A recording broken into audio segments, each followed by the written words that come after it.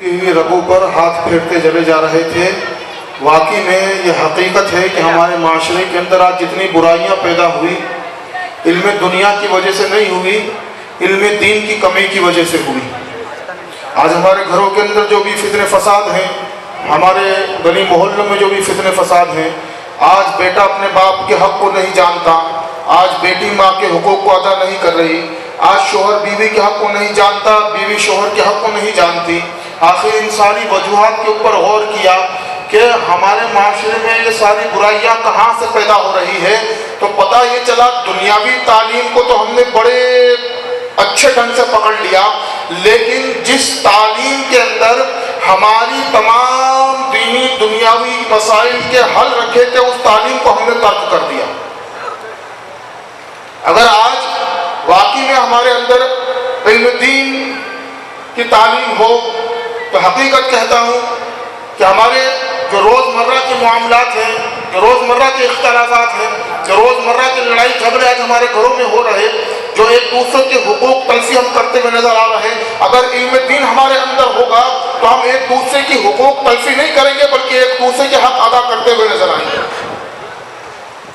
میرے کو عمر فاروق اعظم کے زمانے کا ایک واقعہ یاد آتا کہ سردار عمر فاروق اعظم کے زمانے کے اندر ایک باپ جو ہے اپنی شکایت لے کر کے عمر فاروق اعظم کی بارگاہ کے اندر آیا اور اس نے اپنے بیٹے کی شکایت کری کہ میرے بیٹے نے مجھے لٹ سے مارا، مجھے بھی مارا، میری بیوی کو بھی مارا، یعنی کہ باپ کو بھی مارا اور ماں کو بھی مارا۔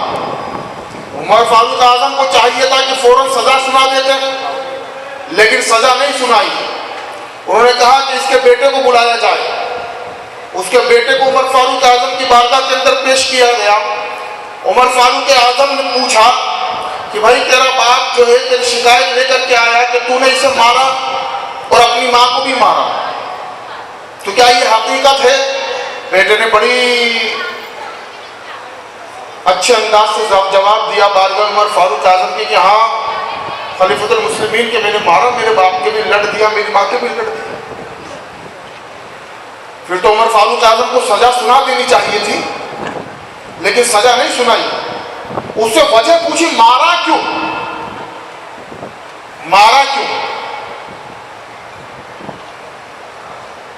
تو بیٹے نے کہا کہ عمر ہمارا کام جو ہے اونٹ چرانے کا ہے،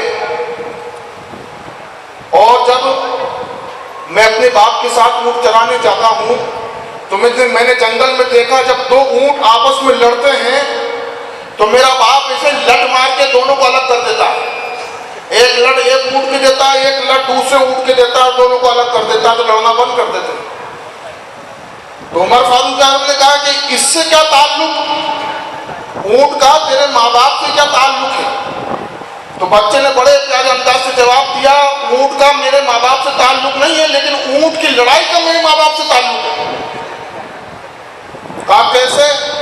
کہ بولے آج میں جب گھر پہنچا تو میرے ماں باپ دونوں لڑ رہے تھے، آپس میں گتم گتا ہو رہے، تو میرے ذہن میں وہی بات آئی کہ میرا باپ جب دو اونٹ لڑتے ہیں تو کیسے ان کو چھڑاتا ہے، تو بس میں نے بھی لٹ اٹھایا، ایک لٹ باپ کی دیا، ایک لٹ ماں کی دیا، دونوں کو الگ الگ کر دیا۔ تو عمر فاروق اعظم نے بچے کو چھوڑا، باپ کی طرف مخاطب ہوئے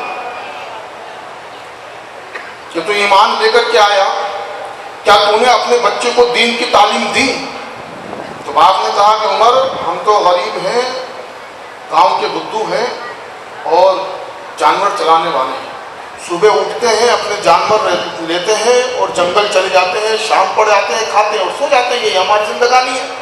تو عمر فاروق اعظم نے جو تاریخی فیصلہ کیا، جو جملے استعمال کیے، عمر فاروق اعظم نے ارشاد فرمایا کہ تم پھر میرے پاس کیا لینے آئے؟ کون سا فیصلہ؟ کہ عمر ہم فیصلہ کرانے آئے ہیں۔ بولے میرے پاس کیا لینے آئے ہو؟ تمہارا فیصلہ تو بس یہ ہے کہ چھوٹے بیل نے بڑے بیل کو سینگ مار دیا، جاؤ ہو گیا فیصلہ۔ یہ نوبت کیوں آئی؟ بھائی عمر فاروق اعظم نے سوال کیا تھا کہ تو نے اپنے بچے کو علم دین کی تعلیم سکھائی؟ اگر علم دین اس کے اندر ہوتا تو وہ جانتا کہ اس کے ماں باپ کے حق کیا ہیں، ان کے حقوق کیا ہیں۔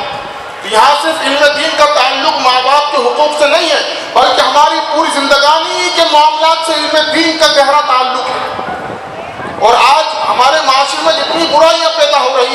ہمارے علم دین کی دوری کی وجہ سے ہو رہی ہے نا. تو انشاءاللہ تعالیٰ کوشش کریں کہ ہم اپنے بچوں کو جہاں علم دنیا سے وابستگی کرا رہے ہیں وہیں علم دین کی طرف بھی ہمارے بچوں کو لے کر کے چلیں.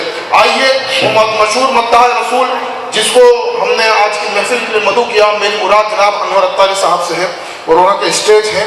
بنا کسی تاخیر کے میں آپ کے ان کے درمیان میں حائل نہیں ہوں گا. ان کو دعوت سخن دے رہا ہوں کہ اپنے مخصوص انداز سے پیارے آقا علیہ الصلوۃ والسلام کی بارگاہ کے اندر خراج عقیدت پیش کریں.